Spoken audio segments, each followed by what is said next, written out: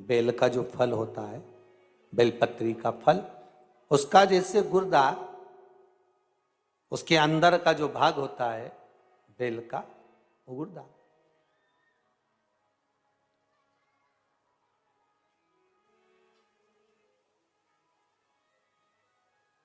उसको अग्नि में जलाकर उसकी भस्म तैयार कर कर छान कर जब जब आपके यहां विद्वान ब्राह्मण शिव जी का अभिषेक कराते हैं, पूजन कराते हैं, तो उसमें लिखते हैं पूजन के साहित्य में, बेलपत्री, धतूरा, दुर्वा, ये उसमें नीचे लिखेंगे भस्म।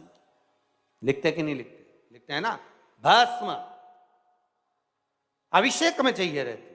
तब उस भस्म का थोड़ा सा भी भाग आप अगर शिव को समर्पित कर रहे हो तो ये जान लें कि शंकर मनवांछित फल प्रदान कर रहे हैं, शिव फल प्रदान कर रहे हैं।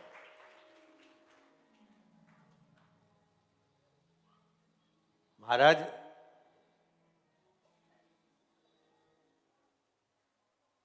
बेलपत्री के वृक्ष के नीचे बैठकर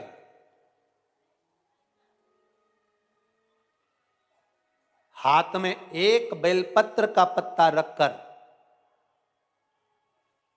आप पंचाक्षर मंत्र नमः शिवाय, ओम नमः शिवाय या श्री शिवाय नमस्तुभ्यम या महामृत्युंजय मंत्र का स्मरण कर रहे हो, पर डंडी का भाग अपनी ओर, बेलपत्र की बीच वाली पत्ती का भाग बीच वाली उंगली की ओर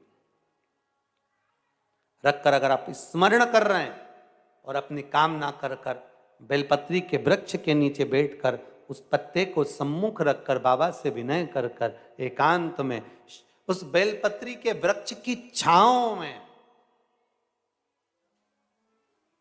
बेलपत्री के वृक्ष की छांव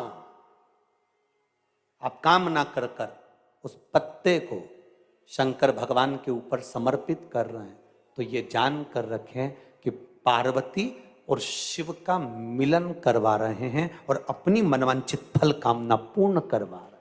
क्योंकि शिव और पार्वती का जब मिलन होता है, शंकर पार्वती जब एक दूसरे के सम्मुख में होते हैं, शिव और पार्वती जब एक दूसरे के सामने अपने बच्चों के कारण एक दूसरे के सम्मुख में आते हैं, तो उनके चेहरे पर प्रसन्नता का भाव आ जाता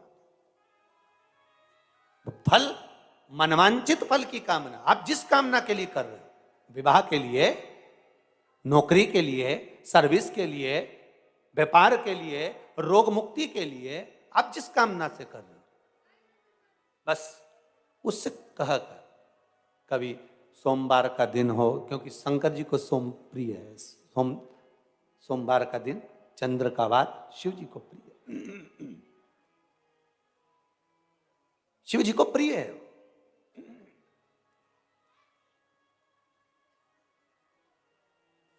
किसी ने पूछा, गुरुजी शिव जी की प्रियता चंद्र में?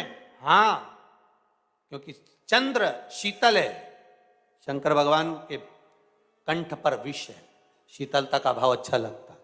शंकर भगवान को इसलिए कहते भोले, भोले को भोला पसंद है। आप जितने भोले रहेंगे, दुनिया के लोग भले आपको मूर्ख कहें, पगला कहें, भोला कहें, पर आप शंकर के प्रिय हो। ज्यादा हमें चतुर नहीं बनना। क्या करें चतुर बन के? प्रियता है।